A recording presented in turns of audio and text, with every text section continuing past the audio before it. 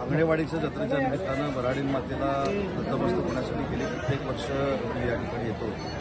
आज विलक्षण योगायोग आहे की निलेशजी आमदार झाल्यानंतर त्यांच्या समवेत मी या ठिकाणी आलेलो आहे आणि दर्शन तर घेतलंय की भविष्यामध्ये कोणावरच संकट येऊ नये ही प्रार्थना देखील आम्ही देवीच्या चरणी केलेली आहे. आणि अंगणी कुटुंबियाने ज्या काही विकासात्मक मागण्या केल्या ज्या निलेशजी शासनाकडे पाठपुरावा करणार आहे त्यांचं सहकारी म्हणून मी असेल, नितेशजी असतील आम्ही त्याचा पाठपुरावा करू आणि त्यांना अभिप्रेत असलेला विकास या परिसरामध्ये करू. राजकीय प्रश्न आता इथं पत्राचं आज राज ठाकरेंची भेट घेतली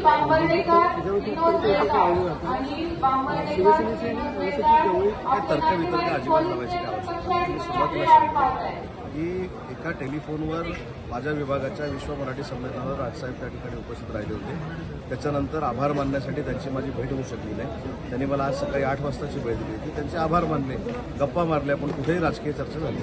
प्रमोशनचा विषय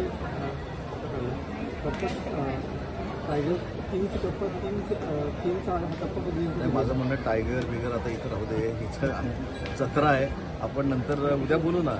टायगर साहित्य संमेलन मराठी साहित्य संमेलन दिल्लीत झालं त्यावेळी शरद पवार आणि मोदी साहेबांची जवळीक घेतली, काय सांगाल?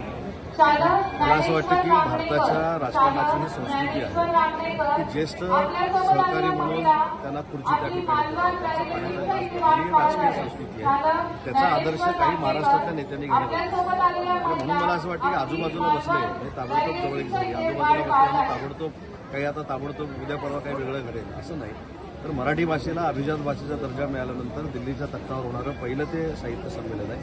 त्या विभागाचा मंत्री मी आहे. आता मी इथनं तिकडेच चाललेलो आहे. मला असं वाटतं की त्याचं उद्घाटन नरेंद्र मोदी साहेबांनी केलं. त्याचा अर्थ मराठीच्या संदर्भातला फार मोठा निर्णय जो नरेंद्र मोदी साहेबांनी घेतलेला होता त्याचा आभार देखील मानण्याची संधी आम्हाला मिळाली.